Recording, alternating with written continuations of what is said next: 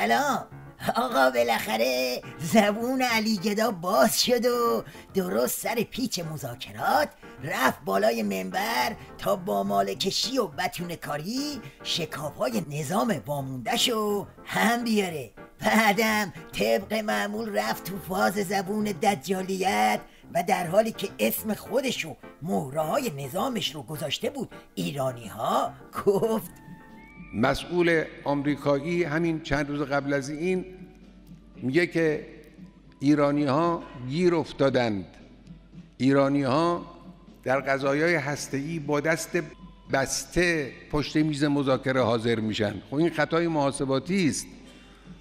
ایرانی ها گیر نیفتادن. حالا شما در 22 بهمن انشاءالله خواهید دید چه حضوری خواهد داشت.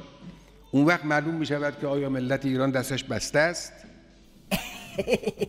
عجب تهدیدی، عجب اقتداری. آخه بدبخت درمونده، ظریفان نظام دار و ندار هسته‌ای رو پای میز مذاکره حراج کردن. بعد تو دم از 4 تا گله بسیجی میزنی که قراره به زور ساندیس جمعشون کنی.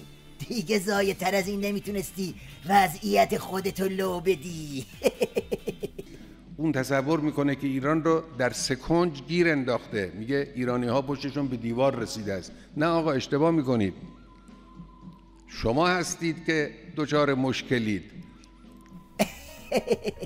نه، خوشم اومد که به وضعیت خودت اونم تو سکنج بدبختی ها خوب مشرفی. خب اگه اینقدر زورت زیاده و دچار مشکلم نیستی، چرا نمیزنی زیر میز مذاکرات؟ مگه دلواپسای کفن پوشو نمیبینی؟ مگه نمیبینی بسیج به چه شرشری افتاده؟ خب یه جونی بکن، یه تقلایی بکن. حالا اونها مسئله هسته‌ای رو به عنوان یک نمونه‌ای در دست گرفتن و اینجور وانمود میکنن که جمهوری اسلامی در قضیه هسته‌ای درمانده است. اینجوری نیست قضیه. من همینجا این رو بگم، اولا بنده با توافقی که بتواند انجام بگیرد موافقم، البته توافق بد نه. دیگه چی؟ هم خرو میخوای هم خورما؟ اگه تو قضیه هسته‌ای در نموندی، پس چرا قال قضیه رو نمیکنی؟ چرا آب پاکی رو رو دست طرف حسابا نمیریزی؟ ثانیاً این رو هم همه بدانند، مسئولین ما، هیئت مذاکره ما، دولت ما، همه تلاششون رو دارن میکنن که حربه تحریم رو از دست دشمن خارج کنن.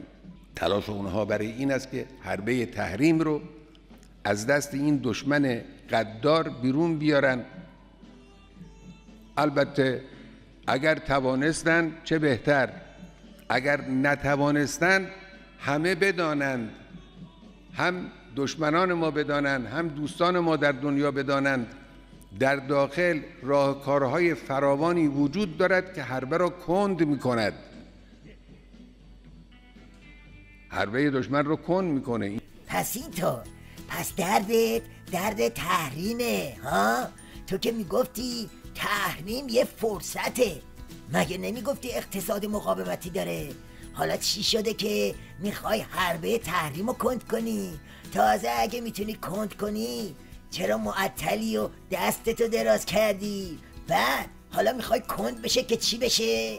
اگر توافق میکنن جزئیات و کلیات و همه رو در یک جلسه واحد تمام بکنن، امضا کنن. اینا همش برای این است که سلاح و حربه تحریم از دست دشمن خارج بشه. اگه بتوانن این کار رو بکنن خوبه. البته باید تحریم از دست دشمن خارج بشود به معنای واقعی کلمه، تحریم برداشته بشود. بابا خفه کردی خودتو با این تحریم. تو اومدی بسیجی ها رو از گیجی در بیاری یا بدتر گیجشون کنی؟ ببین زمان دیگه تموم شده علی گدا، دیگه تایمی برات نمونده.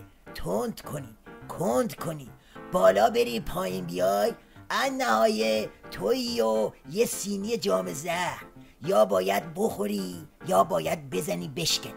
پس الکی حرفو پیش نده، خودت هم نپیچون، دل با پاسارم بیشتر از این نچلون.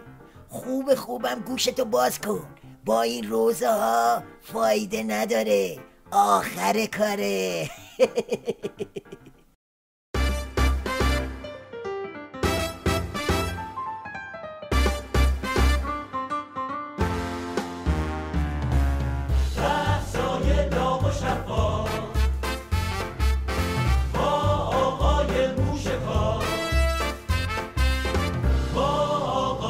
موشکار